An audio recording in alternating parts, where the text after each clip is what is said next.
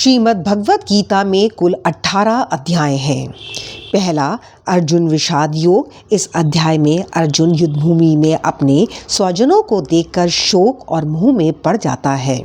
वह युद्ध न करने का तर्क देता है और अपने कर्तव्य से विचलित हो जाता है।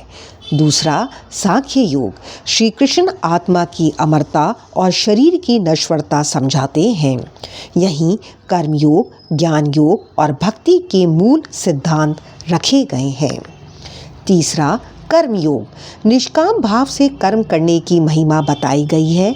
कर्तव्य से भागना नहीं बल्कि आसक्ति छोड़कर कर्म करना ही श्रेष्ठ है। चौथा ज्ञान कर्म संन्यास योग। ज्ञान और कर्म का गहरा संबंध समझाया गया है। अवतार का उद्देश्य और दिव्य ज्ञान का महत्व बताया गया है। पांचवा कर्म संन्यास योग।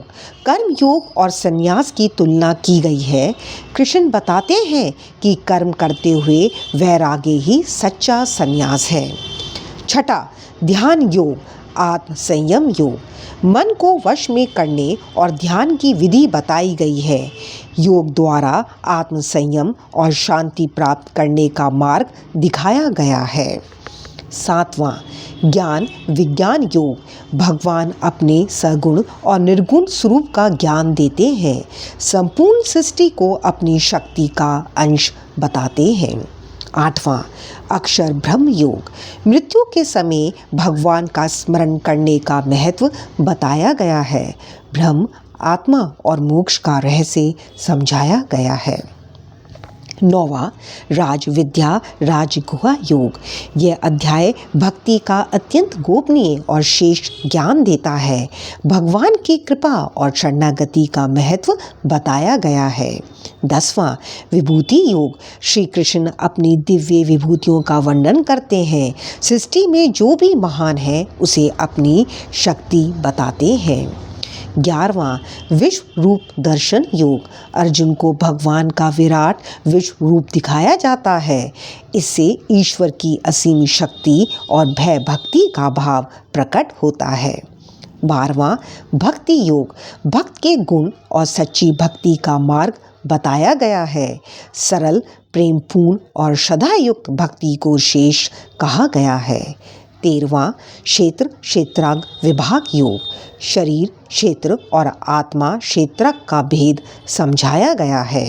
सच्चा ज्ञान आत्मा की पहचान से आता है। 14वां गुणत्रय विभाग योग। सत्व, रज और तम 3 गुणों का वर्णन है।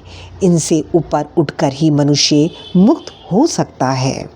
15वां पुरुषोत्तम योग। संसार को उल्टे अश्वत्थ वृक्ष के रूप में बताया गया है। भगवान को सर्वोच्च पुरुष पुरुषोत्तम कहा गया है। 16वां देवासुर संपत विभाग योग। देवी और आसुरी गुणों का अंतर स्पष्ट किया गया है। सद्गुण मोक्ष की ओर और दुर्गुण पतन की ओर ले जाते हैं। 17वां श्रद्धात्रय विभाग योग। श्रद्धा के 3 प्रकार सात्विक, रासिक, तामसिक बताए गए हैं। मनुष्य जैसी श्रद्धा रखता है वैसा ही बन जाता है। 18वां मोक्ष संन्यास योग। गीता का सार इस अध्याय में दिया गया है। भगवान कहते हैं सर्वधर्मान् परित्यज्य मामेकं शरणं व्रज। हरे कृष्णा।